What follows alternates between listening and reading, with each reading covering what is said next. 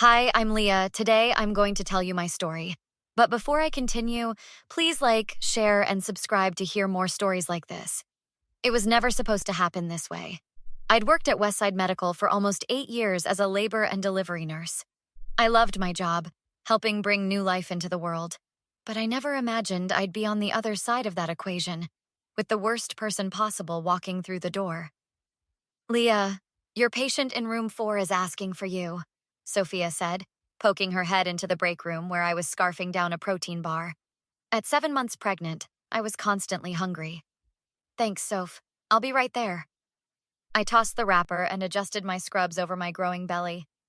You sure you should still be working? You look exhausted. I'm fine. James wants me to start my leave early, but I'd go crazy sitting at home. How is James, anyway? Still freaking out about becoming a dad? He bought 3 different baby first aid kits yesterday. I laughed. Nothing like Marcus was. Sophia's face darkened. Have you heard anything from the jerk lately? Not since the divorce was finalized 2 years ago, thank God. Last I heard he was doing some fellowship on the East Coast. Good riddance, Sophia muttered. After everything he put you through, I hope he stays there. Tell me about it. Finding him with Danielle was bad enough, but the way he tried to convince everyone I was just being paranoid? I shook my head. Classic gaslighting. And now you've got sweet James who worships the ground you walk on, Sophia smiled. Karma works sometimes. That afternoon, Dr. Rodriguez approached me at the nurse's station. Leah, got a minute? She asked, her expression unusually serious. In her office, she got straight to the point. We've hired a new OB/GYN specialist. It's Marcus Evans. The room seemed to tilt sideways. Marcus? My ex-husband? I fought against it, believe me. But he's completed a prestigious maternal fetal medicine fellowship, and the board overruled me. When does he start? Monday. 3 days. That's all the notice I get? Dr. Rodriguez sighed. I know it's not ideal. I can arrange different shifts if you'd prefer. No, I said firmly. I won't let him push me out. I've been here longer. This is my turf. 3 days to process that my ex-husband, the man who'd cheated on me repeatedly, gaslit me about it for years, and then tried to turn all our friends against me when I finally left him, would be working alongside me. That night, I told James over dinner. You've got to be kidding me, he said, fork clattering against his plate. After everything he put you through? Can't you transfer to another department? And let him win? No way. This is my hospital, my department. I was here first. James reached across the table for my hand. I'm worried about you and the baby. Stress isn't good for either of you. I'll be fine. Marcus is just another doctor. I've dealt with difficult doctors before. None that were your ex-husband, James pointed out. None that tried to convince everyone you were mentally unstable when you caught him cheating. That was 2 years ago, I said. I'm stronger now. He can't hurt me anymore. Just promise me you'll be careful, James said, squeezing my hand. That guy is bad news. Monday arrived, and with it, Marcus. I managed to avoid him most of the morning, but the hospital only had so many places to hide. We finally crossed paths in the medication room. Leah. His voice was exactly as I remembered it. I was wondering when we'd run into each other. I kept my eyes on the medication I was preparing. Dr. Evans? Really? We were married for 4 years and that's all I get? I finally looked at him. He hadn't changed much. Still handsome in that polished way. Still with the smile that didn't quite reach his eyes. What do you want me to say? Welcome to Westside? How about, it's good to see you? I laughed, the sound sharp. We both know that would be a lie. Why are you here, Marcus? Best maternal fetal medicine program in the state. His eyes dropped to my belly. Though your circumstances have changed. Congratulations, by the way. Thank you, I said stiffly. Who's the lucky guy? None of your business. Fair enough, he said, leaning against the counter. Look, Leah, I know our history is complicated, but we're colleagues now. I hope we can be professional. I've always been professional, I replied. even when I found Danielle's earring in our bed. His jaw tightened. Ancient history. Is it? Because Danielle works here too. Small world, isn't it? Look, I didn't come here to rehash the past, he said, pushing off the counter. I came here for the program. Right. And it's just a coincidence that I work here? Believe it or not everything revolves around you, Leah. Funny, that's what you said when I asked about all those late nights at the hospital with Danielle. His eyes flashed. I see motherhood hasn't softened that sharp tongue of yours. And I see success hasn't made you any less of a jerk. The next few weeks were a careful dance of avoidance until he started requesting me for his patients. What do you mean he's requested me specifically? I demanded of Sophia. His patient requested a senior L&D nurse, and he asked for you by name, said your expertise would be valuable. This is ridiculous. He's clearly doing this to mess with me. Maybe, but what can you do? He's the doctor, you're the nurse. I can refuse. And risk complaints? Come on, Leah, you're better than that. Show him you can be the professional here. Reluctantly, I joined Marcus for the consult. The patient was a first-time mother with a high-risk pregnancy. Mrs. Chen, this is Nurse Leah Adams, one of our most experienced labor and delivery nurses. Marcus introduced me smoothly. Please, call me Jennifer, the patient said with a nervous smile. Leah will be coordinating your care plan, Marcus continued. We worked together for years. There's no one I trust more. I nearly choked. The audacity of this man. As the weeks passed, Marcus kept requesting me for his patients. Despite everything, we worked well together professionally. You're spending an awful lot of time with your ex, Danielle commented one day as we were changing shifts. It's not by choice, I said. He keeps requesting me for consults. She hummed skeptically. Getting close to your due date now, aren't you? What's your point, Danielle? Just wondering if your boyfriend knows how much time you're spending with your ex-husband? Fiancé, I lied, holding up my ringless finger. And there's nothing for him to worry about. If you say so, she smirked. Marcus always did have a way of getting what he wanted. I was 38 weeks pregnant, still working despite everyone's protests, when the contractions started. By mid-afternoon, there was no mistaking it. Leah, you're in labor, Sophia said firmly after watching me pause during a contraction for the third time in an hour. I'm fine, I insisted. My due date's still 2 weeks away. Tell that to your baby. Come on, let's get you admitted. This is embarrassing, I groaned as Sophia led me to an empty room. I'm supposed to be working, not giving birth.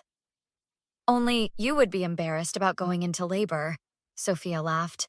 Everyone else uses it as an excuse to get out of work.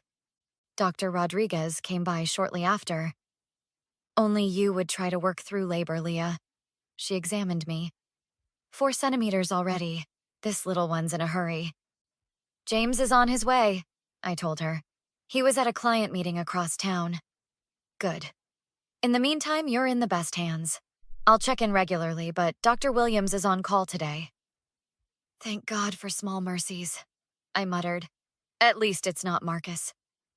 The next few hours passed in a blur of contractions and breathing exercises. James arrived, holding my hand through each wave of pain. You're doing great, babe, he encouraged. Just like we practiced. I take it back, I gasped. All those times I told mothers it would be over soon. This is never ending. Then, chaos. Alarms blared in the hallway. Shouts about a multi-car accident, critical patients incoming. Dr. Rodriguez burst into my room. Leah, I'm sorry, but Dr. Williams has been called to emergency surgery. One of the accident victims is pregnant and needs an immediate C-section. What about Dr. Chen? I asked, dreading the answer. Already in surgery. The only available OB is Dr. Evans. James immediately protested. No way, not him. Can't we wait for someone else? There is no one else, Dr. Rodriguez said apologetically. Every OB is tied up with the accident victims. But another contraction gripped me, stronger than the last. When I could speak again, I gasped. It's fine. I just want this baby out safely. Minutes later, Marcus walked in, already gowned and gloved. His eyes widened slightly at the sight of me, but he quickly composed himself. Leah, he acknowledged with a nod, then turned to James. And you must be the father. I'm Dr. Evans. I know exactly who you are, James said coldly. I understand this is awkward, Marcus said. But I'm here as Leah's doctor, nothing more. The next hour was the most awkward of my life. Marcus remained professional, directing nurses, monitoring my progress, encouraging me through contractions. Okay, Leah, you're fully dilated. On the next contraction, I want you to push, Marcus instructed. 20 minutes of pushing later, our daughter was born. Marcus placed her on my chest, a strange expression crossing his face before he turned away. She's perfect, James whispered, tears streaming down his face. The next day, Sophia visited with gossip. Apparently, Marcus had a complete meltdown in the doctor's lounge after delivering Emma. Dr. Patel found him just sitting there, staring at the wall, said something about, "That should have been my life." You're kidding, I said, adjusting Emma in my arms. Nope, direct quote, and that's not all. Danielle's been telling everyone that Marcus came back specifically for you, that he's still in love with you and wanted to win you back. That's ridiculous. Is it? He's requested you for every case since he arrived. He asks about you in meetings, and now this breakdown. Even if that were true, it's too late. I've moved on. Well, someone should tell him that. The way he looks at you sometimes, it's not just professional curiosity. During my maternity leave, strange things started happening. Flowers would arrive with no card. James received anonymous emails suggesting I was unhappy with him. When I returned to work, things escalated. Schedules would mysteriously change, putting Marcus and me on the same shifts. Patient charts I'd completed would have errors when reviewed later. Someone's trying to make me look incompetent, I told Dr. Rodriguez. Do you think it's Marcus? She asked, concern in her voice. Who else would it be? This started right after I came back from leave. Then Sophia overheard Danielle and Marcus talking in an empty patient room. Are you sure this is going to work? Danielle asked. Trust me, Marcus replied. Once her reputation here is damaged enough, she'll have no choice but to accept my help. I'm a respected specialist now. I can save her career. And if she doesn't? Then I'll make sure she can't work in maternal medicine in this state again. With Dr. Rodriguez's help, we set a trap. We created a fake patient file with specific care instructions. Only Marcus, Danielle, and I had access to it. Meanwhile, I acted increasingly distressed at work. Just as predicted, Marcus approached me. Leah, I couldn't help but notice you've been having a rough time lately, he said, voice dripping with fake concern. It's nothing, I sniffled. Just, there have been so many mistakes. Dr. Rodriguez is starting to question my competence. That's terrible.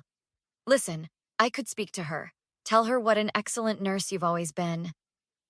You'd do that? Of course. We have history, Leah. I care about what happens to you. Maybe we could discuss it over dinner? For old time's sake? And there it was, the move I'd been waiting for. I'd like that. That night, I met Marcus at an upscale restaurant. During dinner, I mentioned the fake patient file. Jane Wilson, room 412. According to the system, I was the last one to access it, but I know I didn't make those changes. I'm sure there's a simple explanation, he said smoothly. Dr. Rodriguez is launching an investigation. They're checking the login timestamps against the security footage. Marcus looked alarmed. Security footage? I nodded. They installed new cameras last month. The next day, Dr. Rodriguez called an emergency staff meeting. Marcus looked nervous when he saw me there. I've called this meeting because patient records have been tampered with, medication orders altered, and schedules manipulated, she began. These actions have put patients at risk and damaged the reputation of valued staff members. She turned to face Marcus directly. Dr. Evans, we have evidence that you, along with Nurse Thompson, have been systematically sabotaging Nurse Adams' work. Gasps filled the room. Danielle turned pale. That's absurd, Marcus protested. Why would I do such a thing? According to your own words, to damage her reputation so severely that she would need your help. a conversation witnessed by another staff member. Furthermore, we traced the alterations to the Jane Wilson file directly to your login credentials. You accessed that file at 9:47 p.m. last night, approximately 1 hour after having dinner with Nurse Adams. Marcus's face hardened. You set me up. You set yourself up, I replied calmly. Marcus was suspended pending a formal investigation. Danielle was placed on probation. Both would likely lose their positions. As security escorted Marcus from the building, he turned to me, face contorted with rage. You'll regret this, Leah. This isn't over. Actually, it is. Threatening a colleague in front of witnesses? Not your smartest move. The aftermath was surprisingly peaceful. Marcus was fired and faced a disciplinary hearing that resulted in a suspension of his medical license. My reputation was restored, and I was promoted to charge nurse.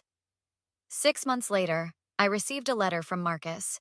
It was a lengthy apology, claiming he'd gotten therapy and wanted to make amends. I showed it to James, who scoffed. He's still trying to manipulate you. I know, I said, tossing the letter in the trash. But it doesn't matter anymore. He has no power over me. That night, as I rocked Emma to sleep, I thought about the strange journey that had brought me here. Marcus had tried to destroy me twice, and twice I'd emerged stronger. Sometimes the best revenge isn't elaborate schemes or public humiliation. It's simply living well, on your own terms, surrounded by people who truly love you. So what about you? Have you ever had to deal with someone who kept trying to manipulate their way back into your life? Would you have confronted them directly, or set a trap like I did?